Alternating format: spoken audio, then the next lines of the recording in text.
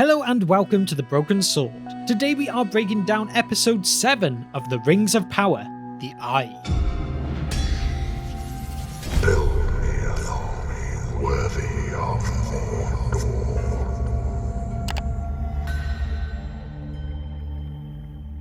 We kick off the episode with the aftermath of the eruption of Orodruin.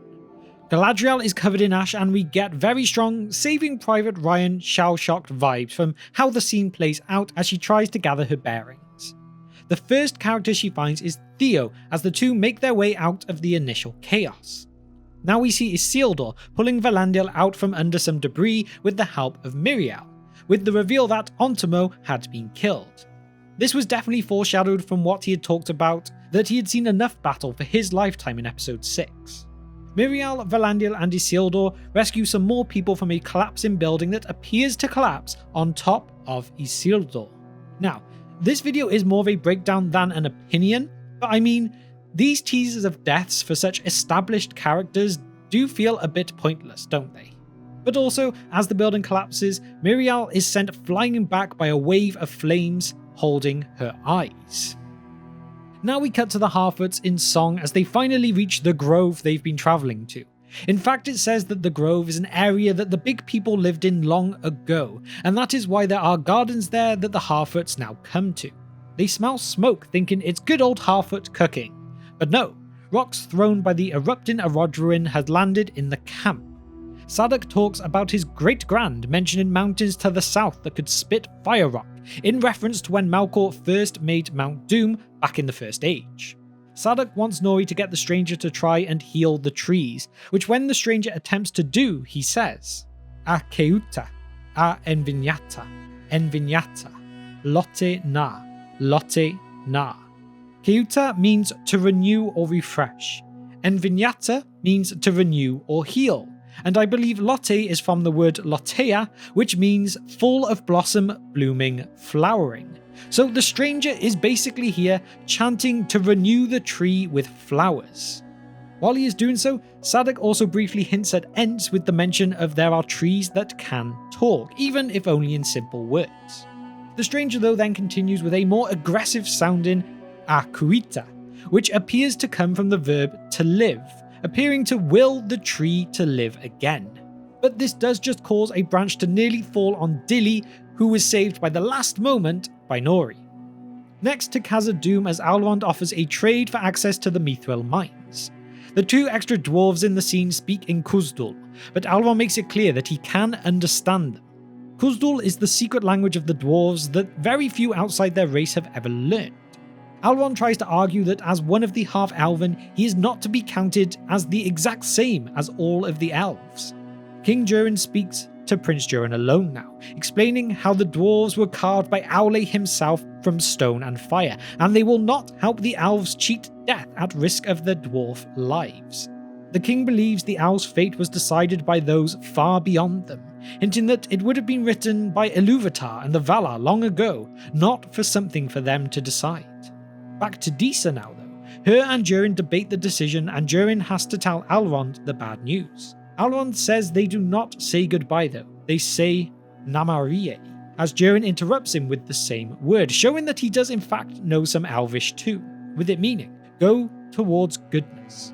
Elrond returns the Mithril to Durin as he leaves, and here, as the Mithril goes near to the blackened leaf, it heals it, shows that maybe yes, in fact, it is true that the Silmaril created this all. Maybe the stories are true. Back in the Southlands though, we see Galadriel and Theo hiding from Orcs, then Elendil with other survivors watching out for Isildur as he sees Beric the horse and then the Queen, who looks very shell-shocked herself. Her and Valandil reveal what happened to Isildur. Galadriel and Theo talk more of good and evil on their walk, with Galadriel handing him a sword, hinting he may well have a future as a soldier. Back with Elendil and Miriel now, we learn that Miriel has in fact lost her sight. The words from her father that all she would find in Middle-earth was darkness has shown to have come true. Miriel loses her sight is never mentioned in the writings, so this is very much a new thing for the show. Back with the Harfoots again, Sadok sends the stranger to cross through Greenwood the Great to find where the big people would be on the other side. But as he walks off, we get a hint that life is growing back on the tree. He and Nori have a goodbye moment as she hands him an apple to go. Nori and Marigold have a talk, with Nori feeling the guilt of what her actions have brought upon their people. To Galadriel and Theo at night now, and Theo asks Galadriel if she's lost any of her family, her kin. She mentions Finrod, and a big reveal here, her husband, Celeborn. Or at least, Celeborn was his name. Is that her saying that he may be dead? Or maybe just lost? In the writings, it is not said Celeborn fought in the wars at the end of the First Age, but the Rings of Power is telling us that he marched off to war in armour that did not fit him properly, from which he did not return. This is one of those situations where the muddled up timeline really confuses things in how long that he may have been gone for, but either way, it appears Galadriel assumes him to have died, or at least to not be coming back. Orcs appear searching the area now though, but they cannot sniff out the two hiding over the smell of ash, and so they move on. Delving in the mines, we see Durin mining away against the orders of his father with Elrond. The two show their great relationship even more here, with Elrond hinting that he let Durin win their stone smashing contest. Here we get the great line of Elrond being mighty dwarfish, and Durin being rather elvish. They talk about the dwarven secret language here too, which they only share with their closest, like brothers, to which Durin goes to reveal his secret name to Elrond. But Elrond says no, they can do that when they are all done. Prince Durin then discovers the Holy Grail of Mithril, enough to save all of the elves, going far deeper into the mountain than any other Ord does, but only just as his father finds them. The king removes Elrond from Khazad-dum and talks with his son. He reveals Durin was a very sick child, unlikely to survive, but he did to the king's pride. He could see his son would move mountains. However, Prince Durin only sees his father as suppressing him, suffocating him, and stopping him from doing anything that does not agree with his own thoughts. The two angrily disagree that each other are betraying their own kind. The king then removes the prince's golden crest from around his neck, the crest that is a sign that he is the heir to Khazad-dum, all but disowning his son as it appears. In the Harfoot camp, Nori wakes up to see all life has been restored to the tree and land. The stranger was doing good after all.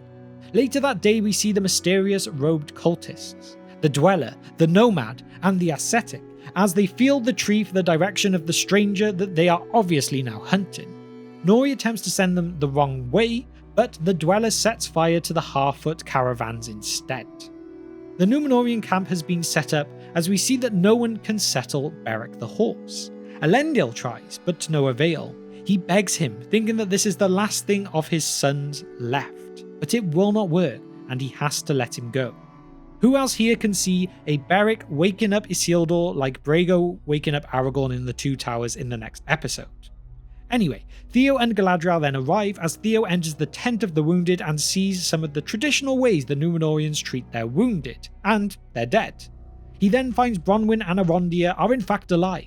Galadriel finds Elendil and Miriel as they discuss a ship that will return to Númenor, but some of their people will also remain to help the Southlanders and search for any of their missing. Elendil wishes just to leave those lands for good, but Miriel says it has only just begun, calling herself the daughter of Ar-Inzaladun, being the original name of Tar Palantir before he took its Elvish title when becoming king.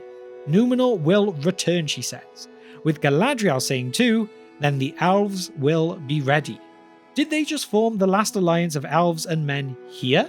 We know it is supposed to be formed by Gil-galad and Elendil, so hopefully that does come later, but this does feel very similar, doesn't it? I know Elendil and Gil-galad formed the last alliance, meaning there could have been some before as well, but it definitely seems a strange move to be doing it like this. The Harfoots are struggling to get their heads around not having their carts now, and Nori decides she must find the stranger, warn him, help him, and bring him back. In the end, it is Nori, Poppy, Marigold, and Sadok that take the quest to find him. Miriel is on her way back to Númenor as Bronwyn says their people will aim to get to an old Númenórean colony by the mouth of the Anduin named Pelargia. Pelagia would become the main harbour of Gondor in later ages, but in the Second Age, it is written that it was built in 2350 as a haven for the faithful, with the King's Men also establishing havens farther south than that. So, yet again, timeline-wise, God knows how this works, as it is supposed to be an old Númenórean colony here when the split of the faithful and the King's Men does not actually seem to have been fully established yet.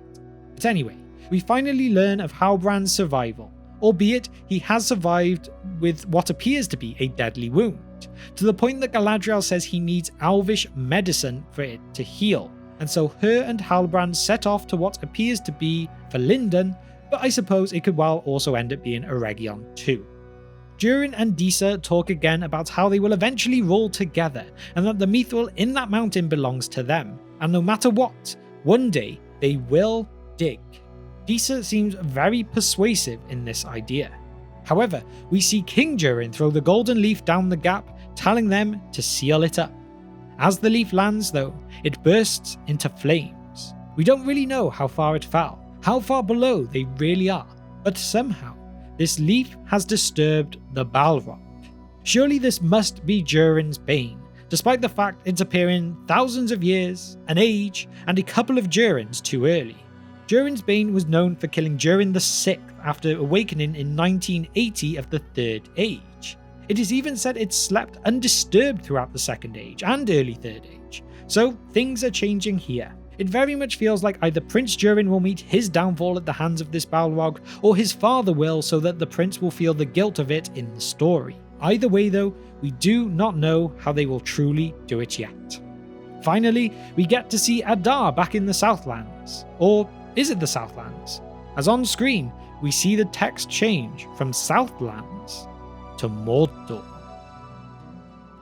So there we have it, a breakdown of episode 7 of the Rings of Power, the Eye.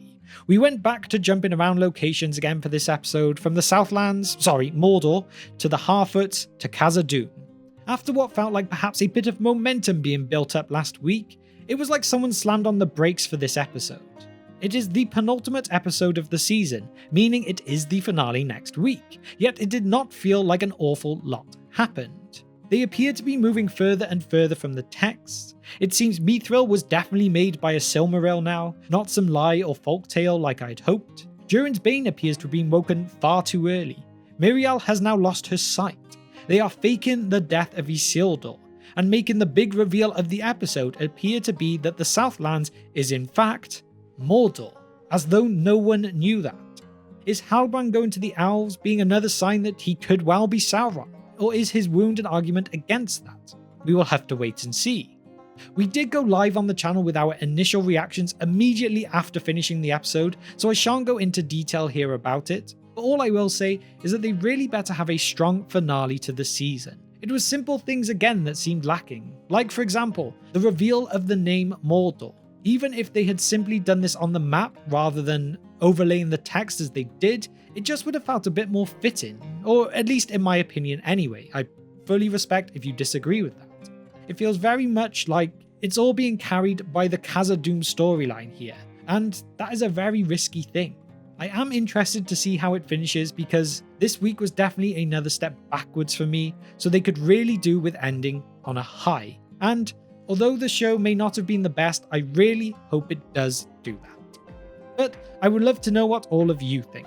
And so with that, if you are enjoying the content here on the channel, please consider hitting the subscribe button, liking the video, and leaving us a comment of all of your thoughts on the episode too. Are there some things that I perhaps missed from all of this that you would like to add as well? And with that, thank you for spending just some of your time with me today, and I will see you next time on The Broken Sword.